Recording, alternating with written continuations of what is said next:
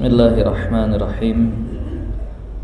Limardatillahi subhanahu wa ta'ala wa hidayatihi wa inayatihi wa taufiqihi wa ila hadratin nabiyyil mustafa Muhammad wa ala alihi wa sahbihi ajma'in wa li jami'i masyayikhina wa li walidina wa li jami'il muslimina wal muslimat wa khususan li muallifi hadzal kitab.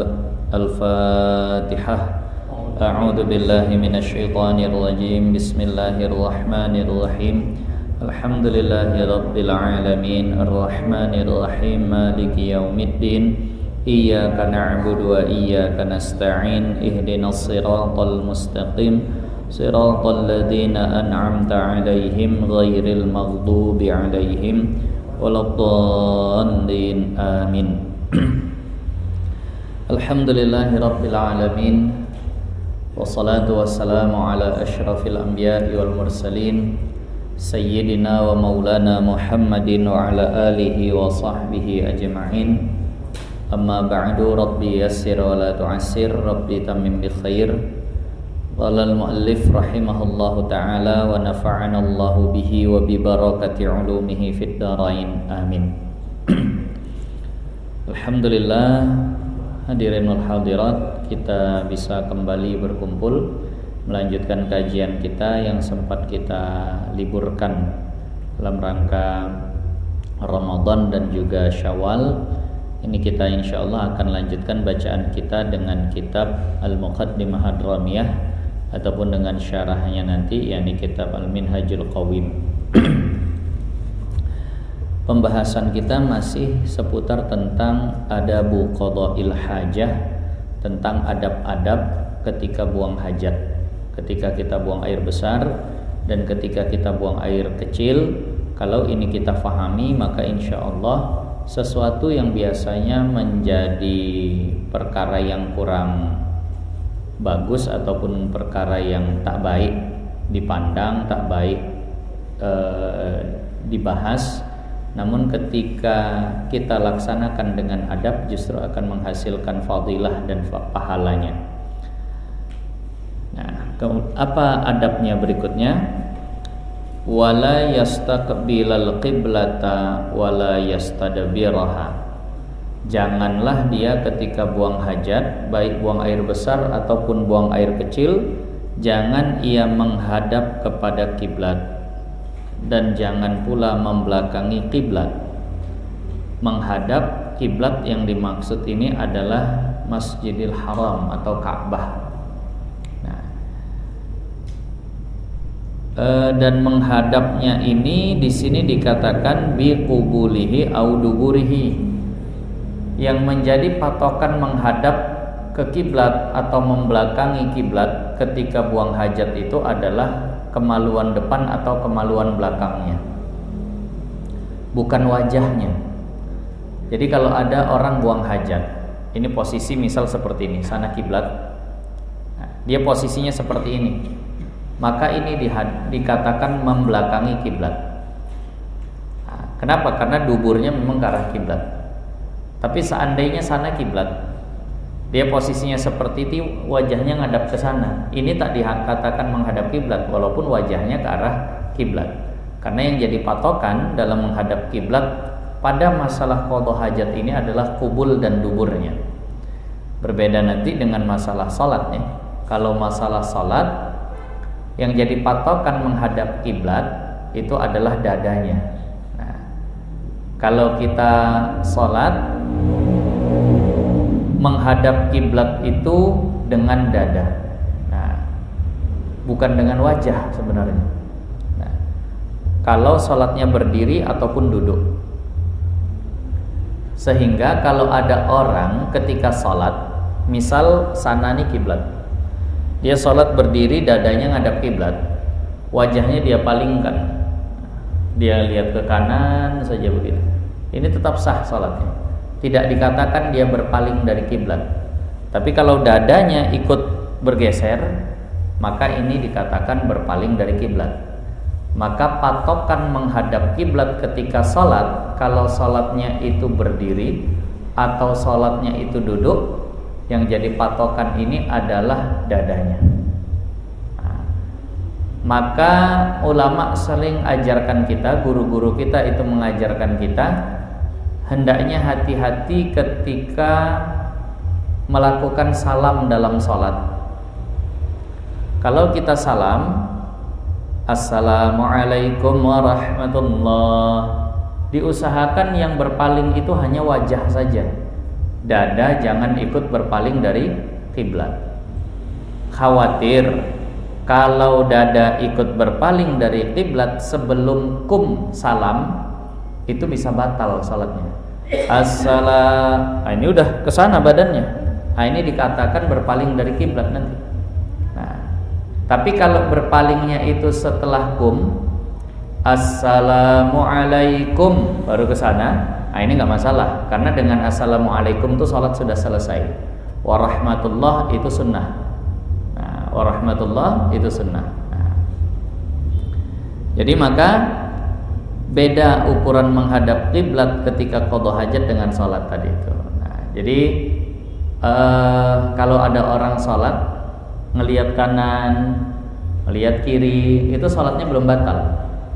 Selama geraknya tidak 3 kali berturut-turut dan selama dadanya masih terus mengarah ke kiblat. Kadang kan ada orang sholat begitu ya.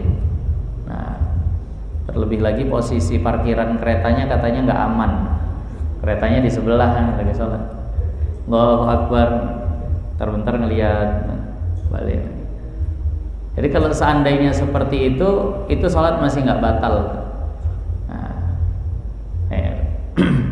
Jadi kalau kita pakai kunci ganda di dalam sholat, ketika mau sholat untuk kendaraan kita, itu lebih menenangkan hati, lebih menenangkan hati dari mikirin yang seperti itu ketika sholat.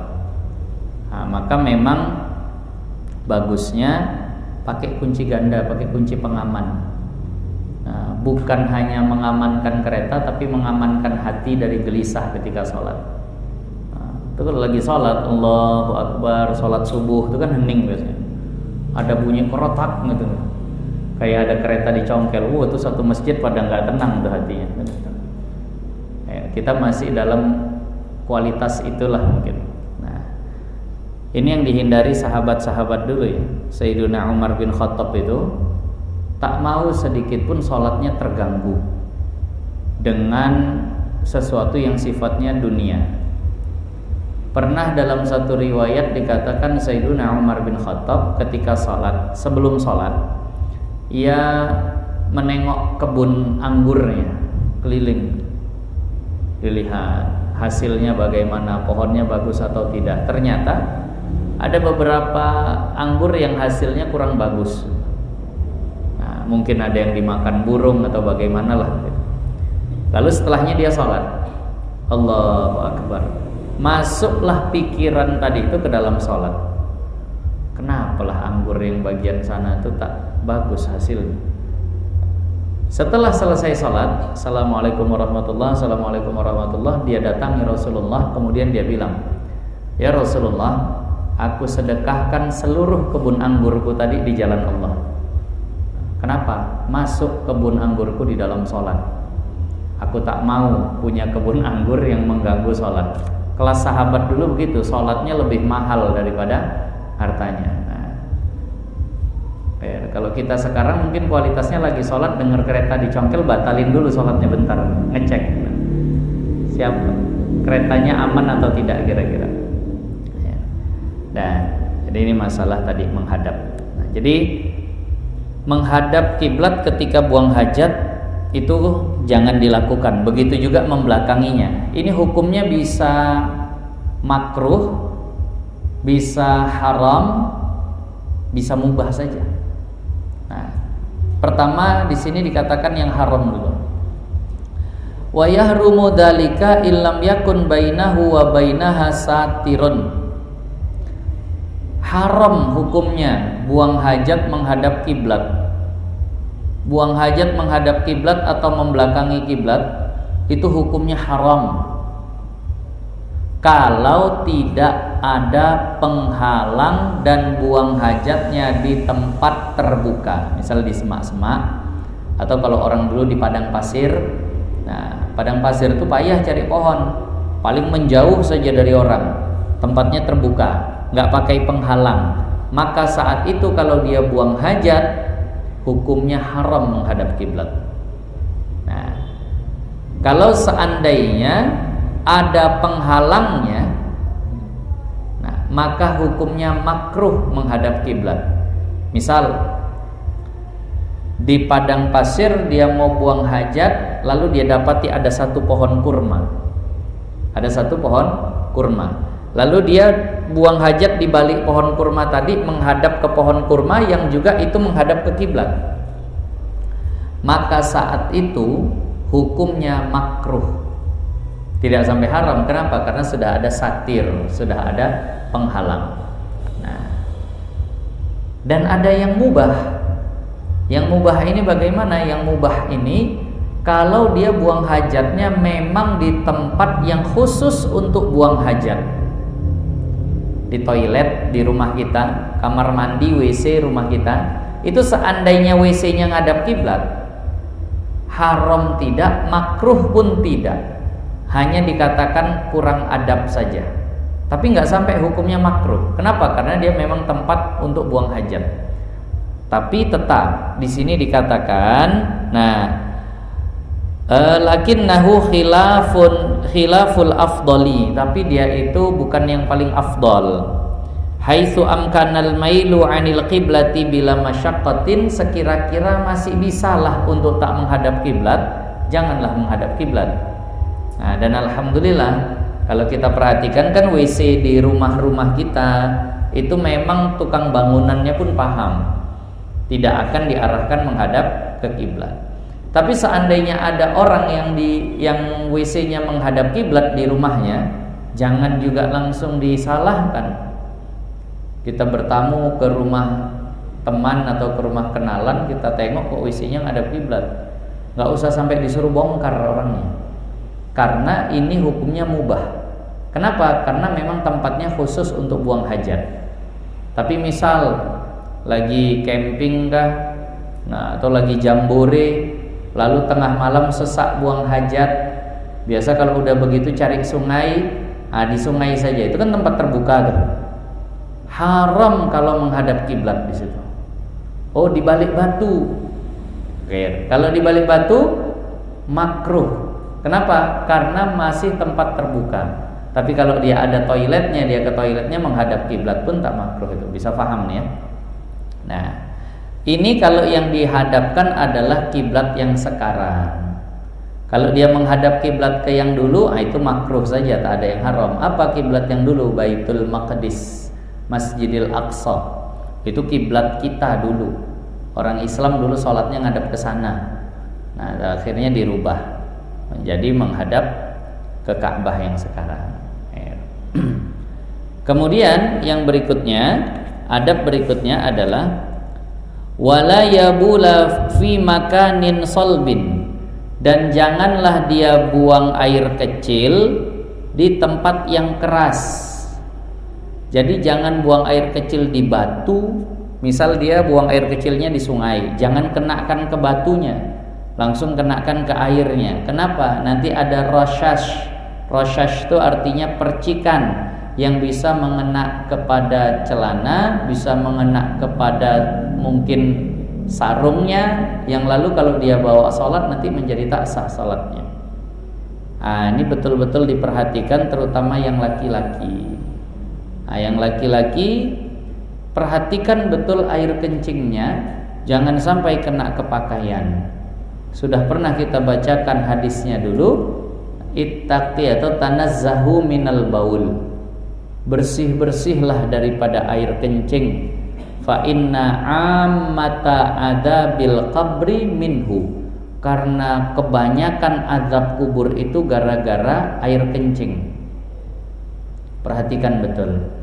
Nah, jangan buang air kecil di urinoir atau urinoir yang nempel di tembok tuh, tempat buang air kecilnya, jangan di situ.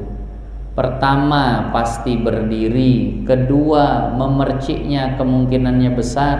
Ketiga, kalau udah terpercik payah nyiramnya, orang di paha. Kalau di betis, di tumit tinggal siram. Tapi kalau di paha, cemana nak nyiramnya? Basahlah semua celana.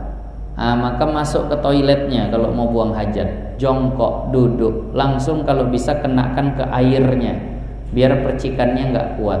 Inilah yang disunnahkan ketika kita buang air kecil. Nah, kemudian yang berikutnya, wala yanzura ila samai wala ila farjihi wala ila ma yakhruju minhu. Ketika sedang buang hajat, bagusnya arah pandangan itu lurus ke depan.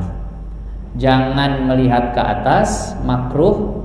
Nah, jangan melihat, mohon maaf, ke kubul atau duburnya, itu juga makruh.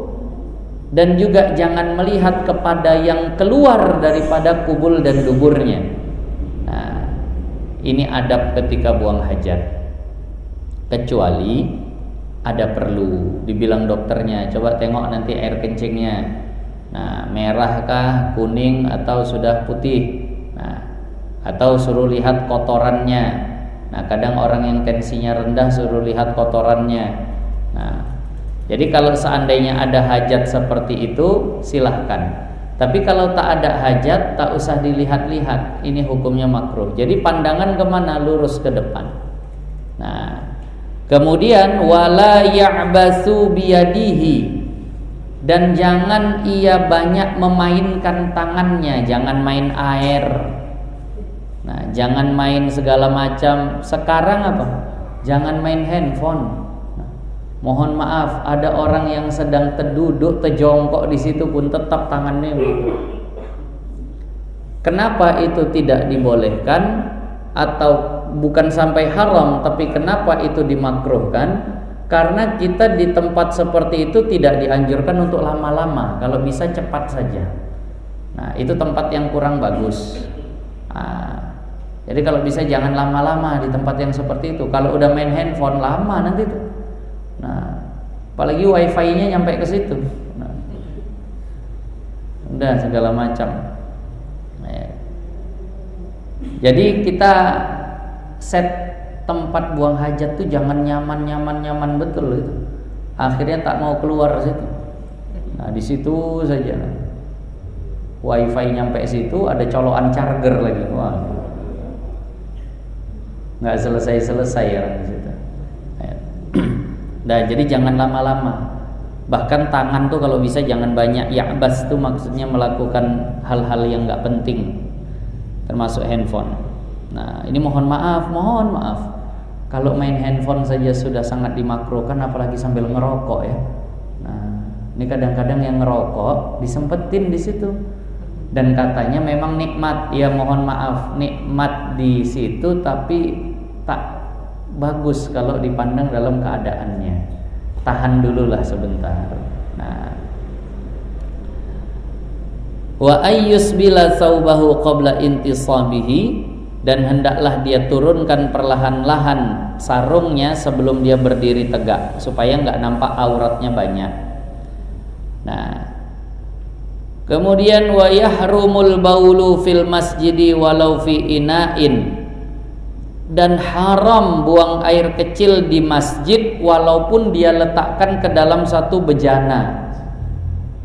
Nah, walaupun nggak langsung kena masjidnya, dia tampung di botol misalnya, tetap perbuatan itu haram karena perbuatan itu tak layak dilakukan di masjid. Kalau dulu ada seorang Arab Badui yang memang langsung ngencingi masjid. Datang ke Masjid Nabawi, tiba-tiba buang air kecil di ujung. Cuma dulu kan belum pakai karpet seperti ini, masih langsung pasir.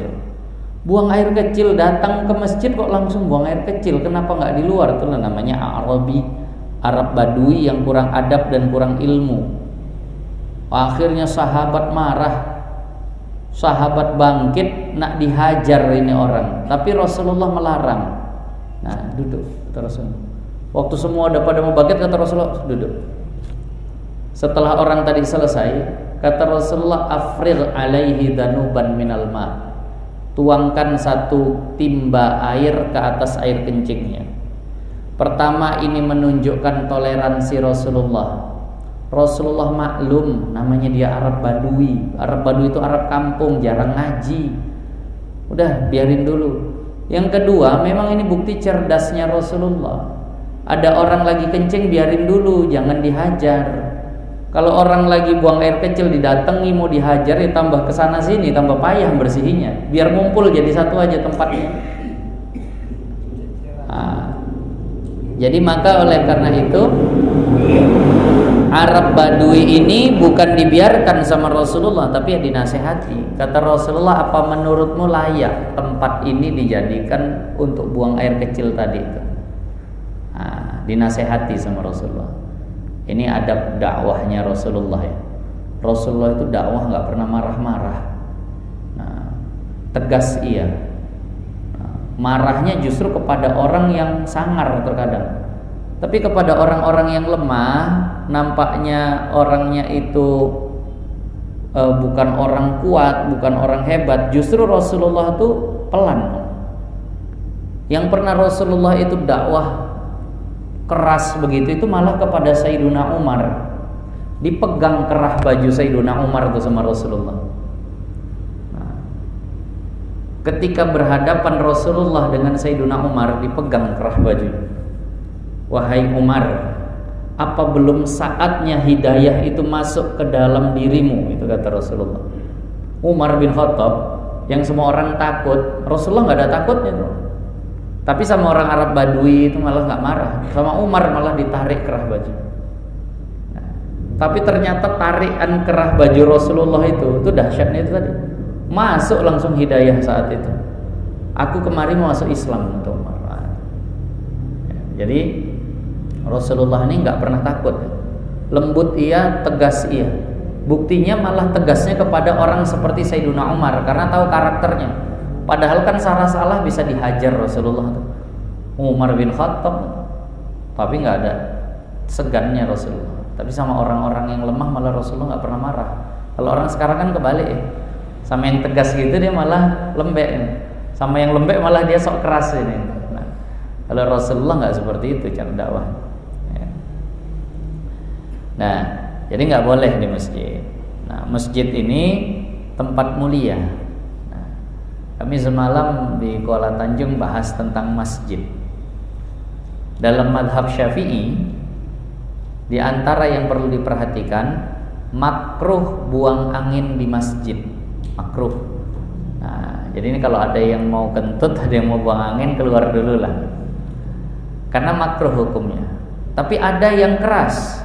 Madhab Maliki, bukan madhab kita memang, tapi madhab Maliki mengatakan haram buang angin di masjid. Nah, haram buang angin di masjid itu sampai seperti itu. Nah, kemudian haram mengotori masjid dengan sesuatu walaupun perkara itu bukan najis. Nah, haram mengotori masjid walaupun dengan sesuatu yang bukan najis. Potongan kuku kita misalnya, kotoran hidung kita misalnya. Nah, ini yang seperti ini jangan diletakkan di masjid, berdosa gitu. Walaupun bukan najis. Jadi kalau misalnya, ya itulah kita kadang pas dengeri khutbah Jumat, iseng betul-betul kuku yang dikopek-kopek sampai terkopek, digigit-gigit sampai terlepas. Waktu nggak khutbah nggak ada mikirin gitu. Waktu khutbah Jumat lah itu kayaknya asik betul. Itu kalau seandainya terkelupas, terkopek begitu, jangan dibuangkan di karpet masjid, masuki ke kantong bajunya. Begitu juga yang mungkin korek-korek hidung, dapat kotoran hidung, jangan diletakkan di masjid, haram. Bahkan di kitab itu ada pendapat yang agak berat sebenarnya. Wajib hukumnya membuang najis dari masjid bagi orang yang mengetahui. Wajib. Nampak tai cicak, jangan dibiari kalau di masjid. Wajib kita buang. Kalau dibiari kita berdosa. Nah, inilah akhlak kita kepada masjid, apalagi dikotori ya. Nah, wa alal qabri, dan haram juga buang air kecil di atas kubur. Haram hukumnya buang air kecil di atas kubur. Jangan buang air kecil di atas kubur. Justru banyak larangan, jangankan setingkat buang air kecil, duduk di atas kubur saja haram, kecuali kalau tak ada lagi tempat yang lain lah. Nah, tak bisa kalau tak dipijak kubur tuh. Sementara kita nak berziarah, tapi selagi masih bisa untuk tidak memijak kubur, jangan dipijak kubur, haram. Nah, ini kita yang mungkin sering ziarah, perhatikan adab-adab ziarah ya. Nah, adab ziarah pertama, kalau bisa buka sendal, buka sendal. Kecuali memang di situ sangat-sangat dikhawatirkan ada duri kah, atau memang kotor luar biasa. Tapi kalau bagusnya, rumputnya bagus, tanahnya bagus, buka sendal. Yang kedua, masuk itu ucapkan salam. Assalamualaikum ya ahlil kubur. Salawat. Allahumma salli ala sayyidina Muhammad. Nah, kemudian yang berikutnya, mendekat ke kubur yang mau kita ziarahi. Seukuran dekatnya kita dulu kalau ngobrol bersama dia ketika hidup.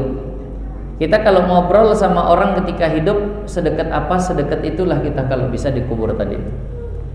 Nah, kemudian ini yang agaknya banyak orang sering salah ya. Haram sebenarnya di kitab itu mencabut rumput yang ada di atas kuburan. Nah, kita kadang kalau ziarah justru malah bersih itu kuburan tuh, cabuti semua rumputnya. Rasulullah waktu jumpa kuburan bukan dicabut, ditambah tanamannya. Yang kisahnya udah kita ceritakan itu. Ketika Rasulullah lewat 2 kuburan, ternyata dua-duanya lagi diazab. Rasulullah ambil pelepah kurma ditancapkan. Dari sini ulama katakan segala macam tumbuh-tumbuhan yang ada di atas kubur kalau dia masih hijau itu akan bertasbih, berzikir yang faidahnya akan meringankan penghuni kuburnya. Kita udah malas ngirimkan Fatihah, malas berzikir, malas mendoakan untuk ahli kubur, malah yang berzikir kita cabutin, jadi tak ada lagi nanti yang berzikir. Semak kali Ustaz, gunting, bawa gunting, jangan dicabut, dipotong, dipangkas. Kalau dicabut mati dia. Nah, udahlah dia jarang-jarang datang, setahun sekali baru datang mengunjungi, begitu datang malah dihabiskan yang berzikir di atasnya. Nah, justru bagus kalau seandainya nanti ada keluarganya mungkin yang baru dikebumikan atau baru meninggal dunia, itu ditaruh rumput Jepang di atasnya. Kan cantik tuh ya. Paling nanti kalau udah agak panjang potong. Tuh banyak betul tuh yang zikiran tuh. Nah, mertua saya bilang sama istri saya, nah kita pasang rumput Jepang, tapi memang perawatannya payah. Kuburan di tempat mertua saya dikebumikan, untungnya ada orang yang standby di situ. Jadi waktu kami taruh itu rumput Jepang 2 minggu harus terus disiram pagi sore, setelahnya sudah. Kalau nggak mati itu. Maka kami bayar orang yang ada di situ, tolong Pak nanti tiap pagi sore disiram. Iya. Sekarang cantik. Nah, tapi tak semua kuburan pula ada yang menjaga standby di situ. Nah, jadi nanti kalau ziarah kubur jangan dicabuti Pak rumputnya. Nah, jangan dicabuti, digunting saja. Nah, makanya kan kita tabur bunga tuh. Selama bunga itu basah, belum kering, dia terus berzikir, dia terus bertasbih yang akan meringankan ahli kubur. Nah, ini kadang habis diziarahi bersih, tinggal tanah aja atasnya. Nggak ada lagi rerumputan di atasnya situ. Nah, ini masalah kubur nih banyak yang perlu diluruskan ya. Nah, masalah kubur ini pertama itu. Yang kedua memang ini dilematis lah. Kalau saya nyampaikan ini banyak orang yang tak suka sebenarnya, tapi hukum tetap suka tak suka harus didengar. Yang kedua, kalau kita mengebumikan keluarga kita di tanah wakaf, kalau kita mengebumikan keluarga kita di tanah wakaf itu kan bukan punya kita. itu haram disemen dan dibatu dengan permanen, nggak boleh. Karena hukumnya kita membangun di tanah orang, bukan tanah kita. Di dalam kitab Sabilal Muhtadin itu agak keras. Kalau ada kuburan yang di keramik mati yang kira-kira sampai 20-30 tahun pun itu tak akan habis lah gitu. Itu kalau seandainya diketahui sama penjaga kubur atau pemerintah daerah situ, itu keluarganya diperingatkan, Bu, mohon maaf, itu keramiknya diangkat, itu bukan tanah kita, itu tanah wakaf. 2 hari belum diangkat, diperingatkan lagi. 3 hari belum diangkat, pemerintah yang ngangkatkan letakkan depan rumah ahli baitnya, ahli keluarganya. Nah ini Bu, kami letakkan di sini. Karena banyak tanah wakaf yang tidak lagi terpakai gara-gara semuanya di keramik dan di semen, nggak bisa gantian lah. Yang meninggal, bahkan yang selama ini menziarahi pun udah meninggal itu tadi. Tapi tetap ada kuburannya. Kenapa? Karena tadi di semen permanen. Oh kayak mana Ustaz, nanti hilang. Makanya jangan permanen. Pakai batu bata saja disusun di sampingnya. Pernah lihat kuburan gitu, Pak? Disusun miring di sampingnya. Nah, batu bata itu, insya Allah masih awet kalau begitu. Susun aja miring batu bata tadi. Dah, datang kita, kalau ada yang hilang tambah lagi. Batu bata bisa lapuk, dan kalau mau ditambah itu mau ditimpa dia nanti setelah kita tak ada, emak kita pun dah tak ada yang menziarahi, cucunya pun dah tak ada, bisa gantian sama orang. Putus nanti pahala tanah wakaf orang. Kami punya di daerah dekat rumah kami itu kuburan, semua di semen, di keramik. Bingung orang nak ngubur, kenang meninggal tahun 90 pun masih di situ bahasanya. Padahal yang menziarahi pun udah pada meninggal juga. Tapi nggak bisa dibongkar kan, orang batu keras begitu. Nah ini kalau udah ada yang lalu-lalu ya sudahlah. Maunya ke depannya jangan lagi seperti itu. Oh jadi nggak boleh mengeramik, menyemen kuburan, boleh, tapi di tanahmu sendiri. Kalau mau. Kalau di tanah kita sendiri silahkan, tapi makruh kalau tingginya lebih daripada 1 jengkal. Silahkan di belakang rumah tuh. Nah, tapi mana lebih afdal? Mengebumikan di makbarah pemakaman umum seperti itu, atau di rumah, di belakang rumah sendiri? Lebih bagus di pemakaman umum, terlebih lagi yang pinggir jalan, supaya dapat doa orang yang melintasi kuburan tersebut. Kalau di belakang rumah siapa yang bacakan? Nah, kalau kita kan lewat kuburan di jalan sunnah, Assalamualaikum ya ahlil kubur, Allahumma salli ala sayyidina Muhammad. Nah, dapat pahala salawat, pahala doanya. Nah itu tadi. Nah, jadi ini ziarah kubur boleh, bagus karena itu mengingatkan akan kematian. Nah, tapi ingat tadi adab-adabnya, juga beberapa hal yang kalau bisa jangan sampai salah yang berkaitan dengan kubur tadi itu. Kemudian waqaiman, dan makruh buang air kecil sambil berdiri. Tak sampai haram tapi makruh. Illa li uzrin, kecuali karena ada uzur. Kecuali karena ada uzur. Nah, kalau ada uzur maka ini nanti dibenarkan untuk buang air kecil sambil berdiri. Nah, kenapa? Karena mungkin tak bisa dia paksakan untuk sambil jongkok, misalnya di bus atau di kereta api, itu agak payah memang. Kalau dipaksakan sambil jongkok sempit, kena pula nanti najis ke baju, karena temboknya udah najis semua itu biasanya.